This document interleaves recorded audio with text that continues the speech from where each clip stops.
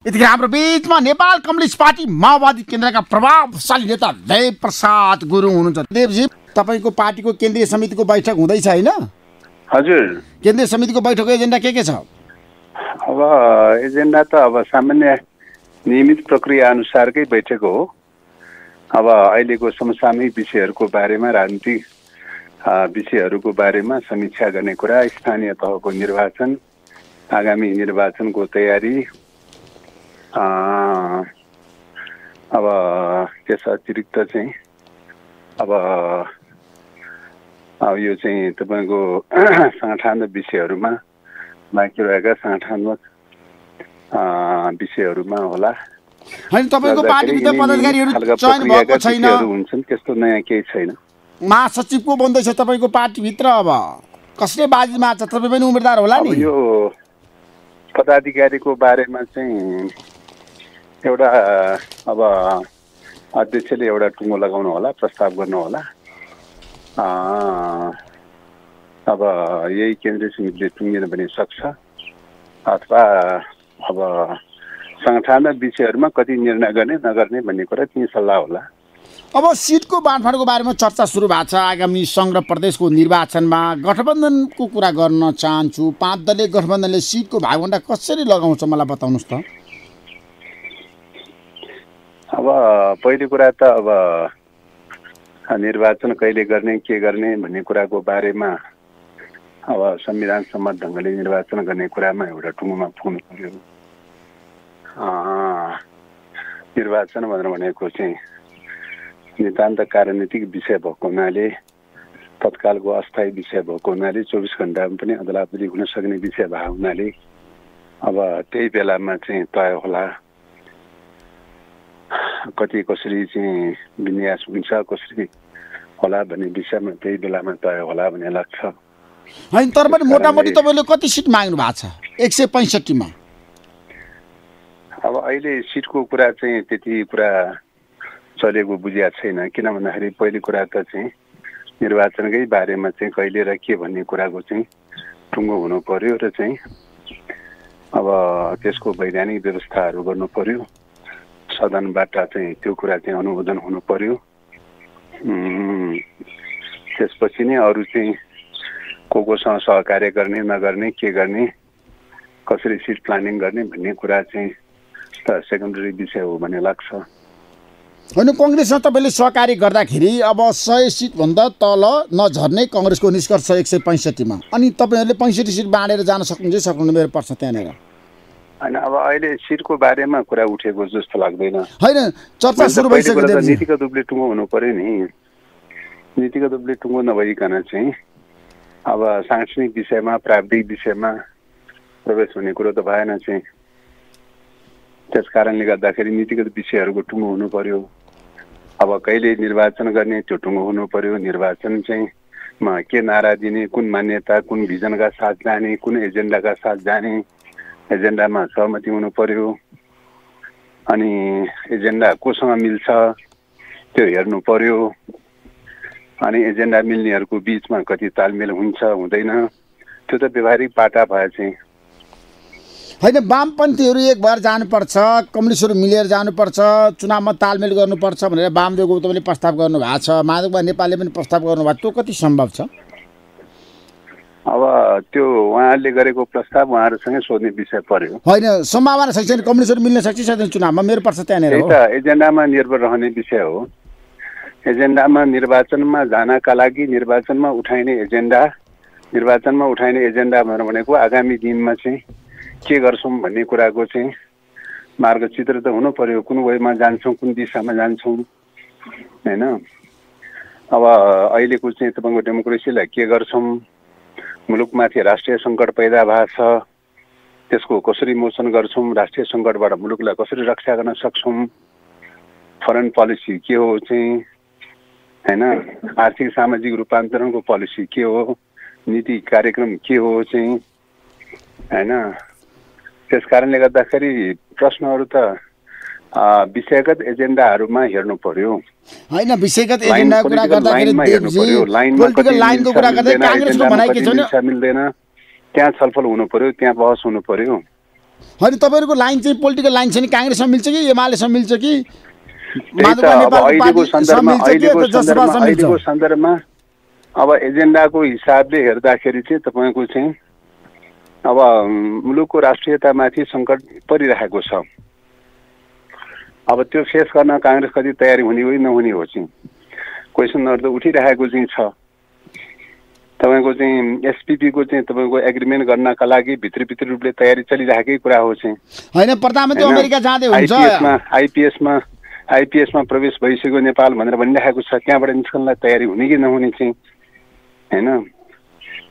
पटक चाहिँ तपाईँको चाहिँ अमेरिकन अधिकारीहरूको भिजिटको क्रममा रहस्यमय भिजिटहरूको कुरा, नेपालको सार्वभौम अधिकारमाथि खण्डित गर्ने प्रकारका चाहिँ अभिव्यक्तिहरूको कुरा, गतिविधिको कुरा आदि भइरहेको छ होइन।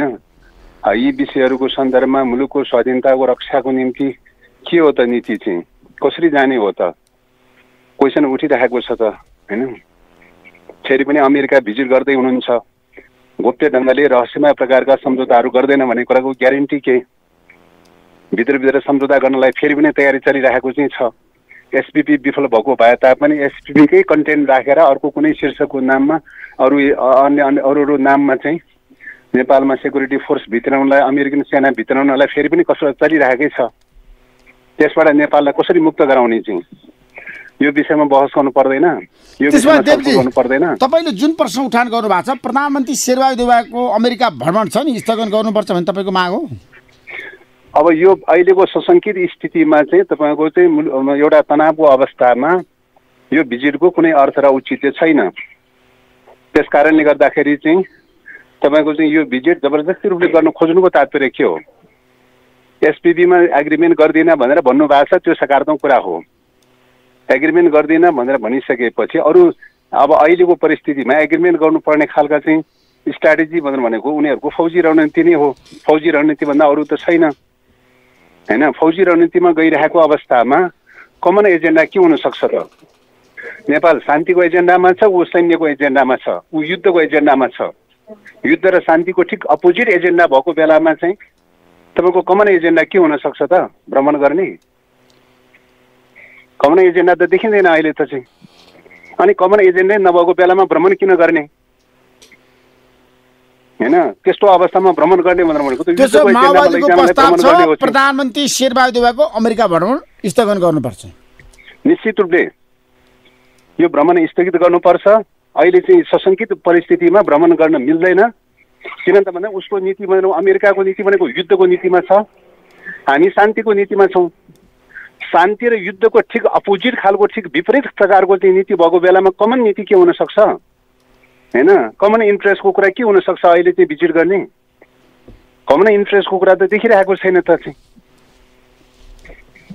अनि कमन इन्ट्रेस्टको कुरा नभएको अवस्थामा भिजिट किन गर्ने चाहिँ? होइन, अमेरिकासँगको सम्बन्ध सुधार्न, राम्रो बनाउन होइन। द्विपक्षीय सम्बन्धको बारेमा नर्मल प्रकारको द्विपक्षीय सम्बन्धको बारेमा त आफ्ना आफ्ना कूटनीति निकायहरू छन्। द्विपक्षीय कूटनीति निकायहरूको चाहिँ सम्बन्ध नर्मल कोर्सको कुरा त छँदैछ नि। अहिले त नर्मल कोर्सको अवस्था त होइन त, विशिष्ट अवस्था हो चाहिँ। त्यस कारणले गर्दाखेरि चाहिँ अहिलेको परिस्थिति भनेको चाहिँ अमेरिकाको परराष्ट्र नीतिलाई चाहिँ मतलब के अरे हेर्दाखेरि उसको एक सूत्रीय रूपले युद्धको नीति भन्दा अरू त छैन त। उसको त चाहिँ नेपालमा सेना तैनाथ गर्ने, सैनिक क्याम्पहरू राख्ने, फौजी गतिविधिहरू अगाडि बढाउने, त्यसको लागि कसरी नेपाललाई चाहिँ तपाईँको सहमतिमा लिएर सम्झौता गराउन सकिन्छ भन्ने एक सूत्रीय लाइनमा लागिरहेको चाहिँ छ। फ्री टिबेटन गतिविधि सञ्चालनलाई, तिब्बतलाई विभाजन गर्नलाई नेपाललाई प्लेग्राउन्ड कसरी बनाउन सकिन्छ होइन? युद्धको नीति त त्यही नै छ त अहिले त चाहिँ होइन। टिबेटन रेसिप्रोकल सम्बन्धी एक्ट पास गरेर बसेको छ अमेरिका चाहिँ, नेपाललाई प्लेग्राउन्ड बनाएर चाहिँ बसिरहेको चाहिँ छ, बनाउनलाई तयारी गरेर बसिरहेको चाहिँ छ। त्यस कारणले गर्दाखेरि चाहिँ तपाईँको चाहिँ वान चाइना पोलिसीको विरुद्धमा छ, हामी वान चाइना पोलिसीको पक्षमा छौँ। उनीहरू युद्धको नीतिको पक्षमा छ, हामी शान्तिको पक्षमा छौँ।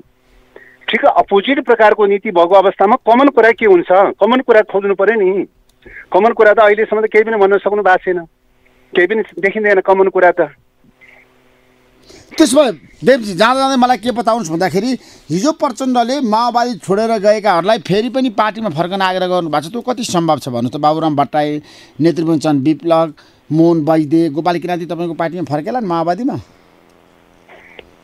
अब शब्दको हिसाबले, पदावलीको हिसाबले कसरी प्रयोग गर्ने, के गर्ने भन्ने कुरा एउटा पाटो होला हैन। माओवादी आन्दोलन छोडेकाहरूको सन्दर्भमा माओवादी आन्दोलनमा फर्कनु पर्यो, कम्युनिस्ट आन्दोलनमा फर्कनु पर्यो भन्ने कुरा त स्वाभाविक कुरा हो हैन। अब कम्युनिस्ट आन्दोलनमा नै लागिरहेका, माओवादी आन्दोलनमै लागिरहेकाहरूको सन्दर्भमा कम्युनिस्ट आन्दोलनमा फर्क या माओवादी आन्दोलनमा फर्क भन्ने टर्मिनोलोजी कति उपयुक्त हुन सक्छ सक्दैन, त्यो विचारणीय पक्ष भयो, छलफलको विषय भयो हैन।